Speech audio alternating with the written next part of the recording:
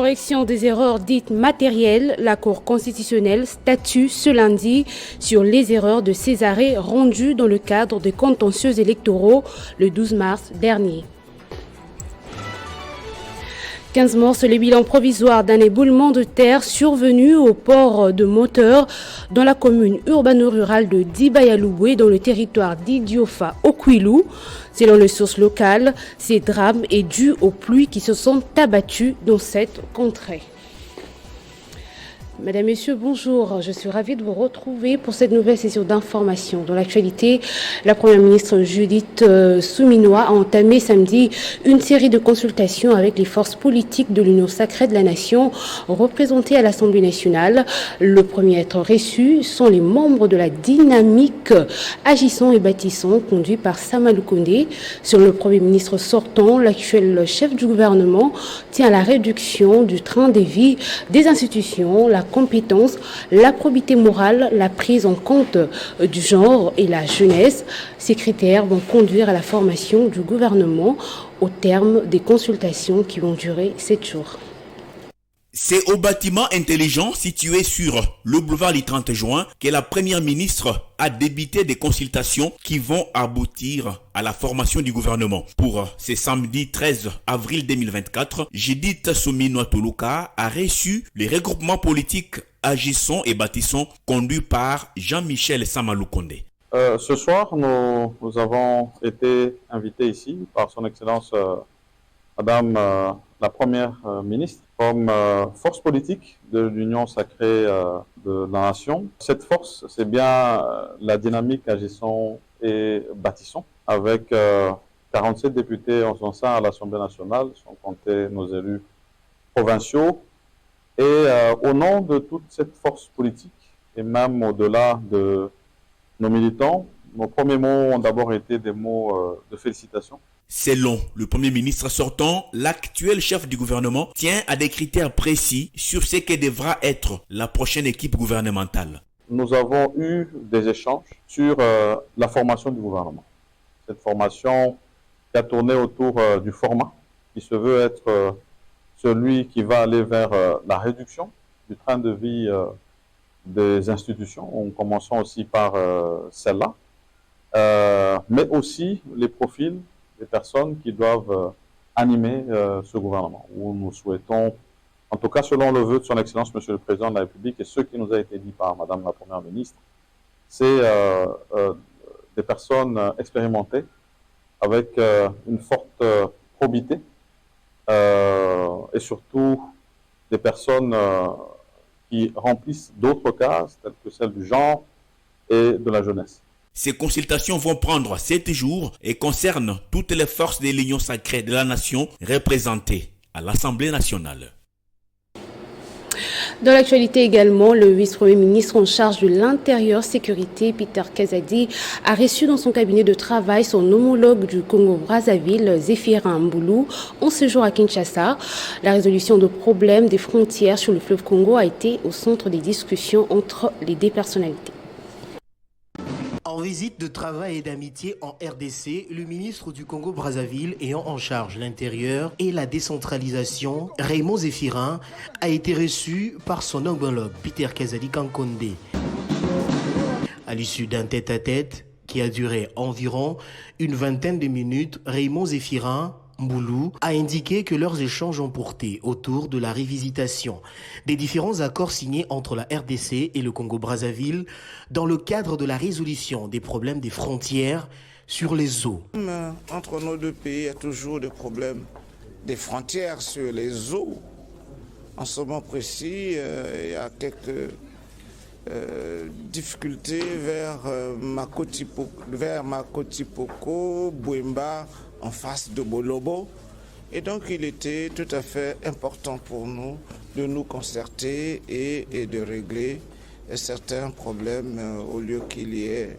Voilà l'objet et nous pensons que la RDC va convoquer le plus rapidement possible la commission défense et sécurité. Cependant, Zéphirin Mboulou a reconnu des bons rapports qu'il y a entre la RDC et le Congo-Brazzaville dans le domaine de la sécurité plus précisément. Pour sa part, le vice-premier ministre en charge de l'Intérieur et Sécurité, Peter Kazadi, s'est dit satisfait de cette visite de son homologue. Plusieurs reprises, il m'a reçu à Brazzaville.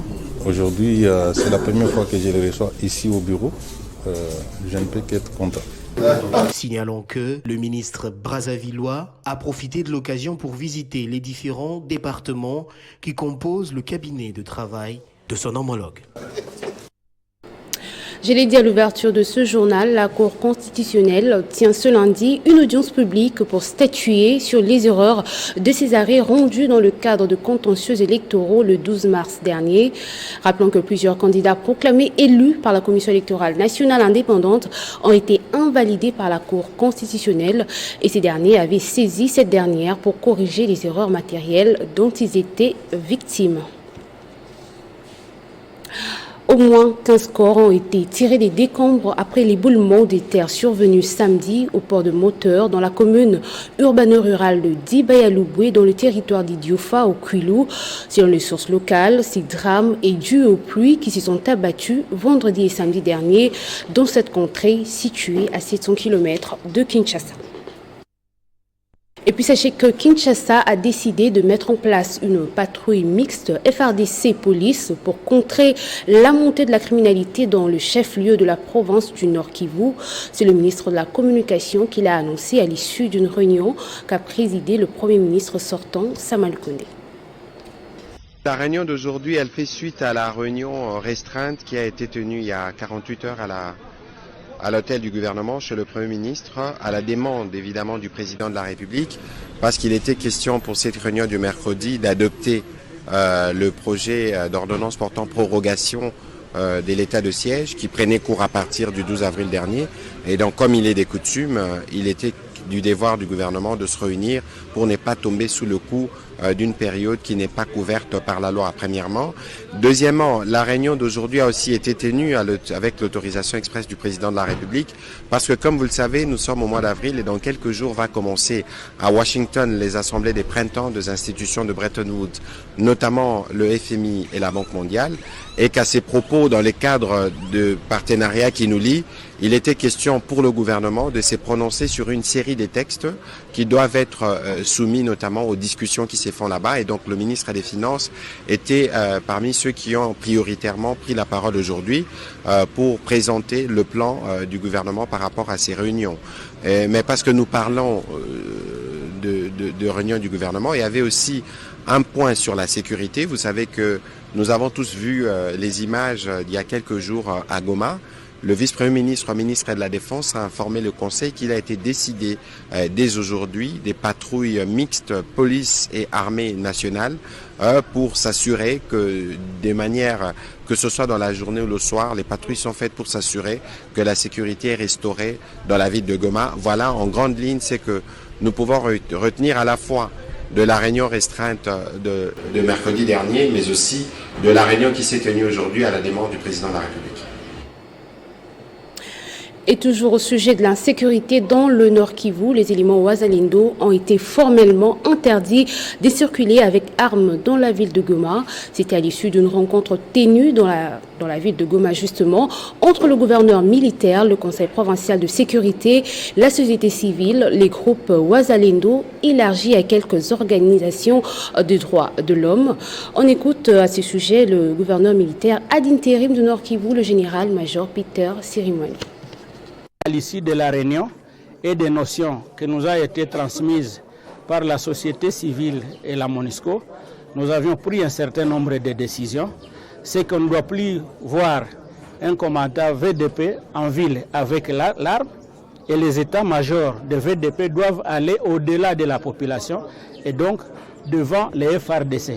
À ce moment-là, nous avons la possibilité de bien assainir la ville avec les forces de défense et de sécurité. Avec un sentiment de satisfaction. Pourquoi? Parce que, en tout cas, on venait de constater qu'à un moment donné, les VDP commençaient à se comporter comme ils veulent. Il n'était plus encore question de respecter les droits de l'homme. Et que donc, le moment qu'on a eu pour qu'ils soient encore une fois rappelés à l'ordre, qu'ils comprennent qu'ils sont aussi passibles, en tout cas à la justice, quand ils commettent des abus, c'est quand même un sentiment de satisfaction pour nous parce qu'au moins ils ont eu des notions de droits de l'homme. Je demande à tous les VDP d'observer ce qui leur a été prodigué comme conseil aujourd'hui au cours de cette formation, et puis de vivre à paix, et puis de respecter les autorités des pays, surtout que c'est eux qui leur donnent les moyens pour aller faire face à l'ennemi. En dehors de nos frontières, l'Iran a lancé dans la nuit de samedi à ce dimanche une vaste attaque de drones et des missiles vers Israël. À sa suite, nous apprenons que les réactions pleuvent de partout. Les États-Unis, l'ONU, l'Égypte et la Chine, tous condamnent fermement cette opération militaire iranienne.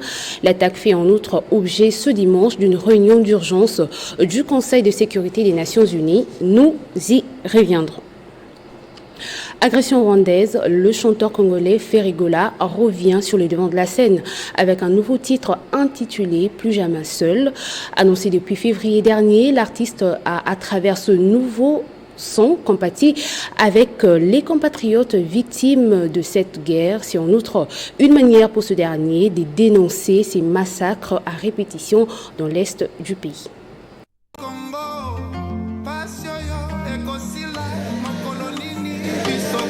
Malgré l'importance de ces singles, sa sortie s'est déroulée dans un relatif silence. Avec ce morceau empreint de patriotisme, l'artiste souhaite apporter du réconfort aux forces armées de la République démocratique du Congo, ainsi qu'aux populations sinistrées de l'est du pays en guerre depuis de nombreuses années. Porte-drapeau de la rumba congolaise, comme disent certains, Ferregola affirme une fois de plus son engagement pour son peuple à travers ses créations musicales.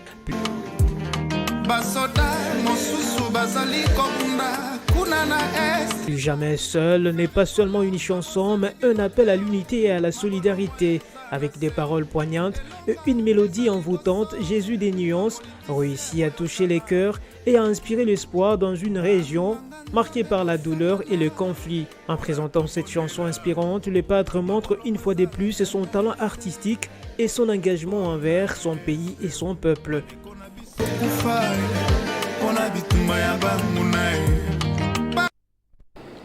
Place au rappel des titres à présent. Correction des erreurs dites matérielles, la Cour constitutionnelle statue ce lundi sur les erreurs de ces arrêts rendus dans le cadre de contentieux électoraux le 12 mars dernier.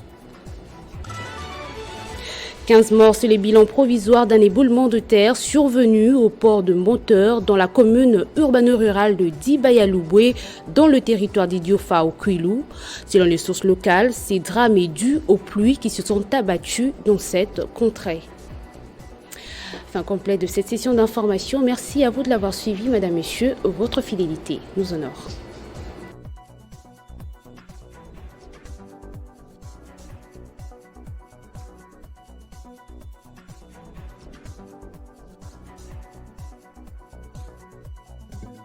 Retrouvez toute l'actualité en continu sur www.tele50.cd.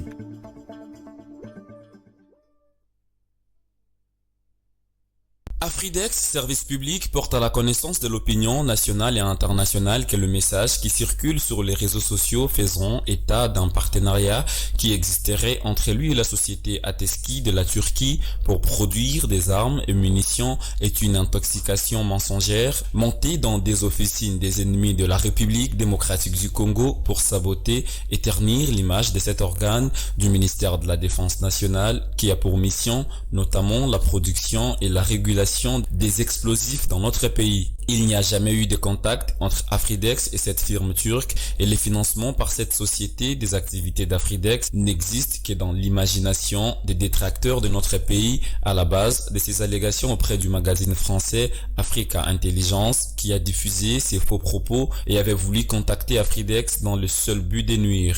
Afridex se réserve les droits d'initier des poursuites contre ce journal pour la diffusion de ces fausses affirmations et invite le public à se désolidariser de ces genres de messages qui prêtent à confusion. Fait à Likasi le 8 avril 2024 pour Afridex, Liwanga Mata Nyamunyobo, directeur général.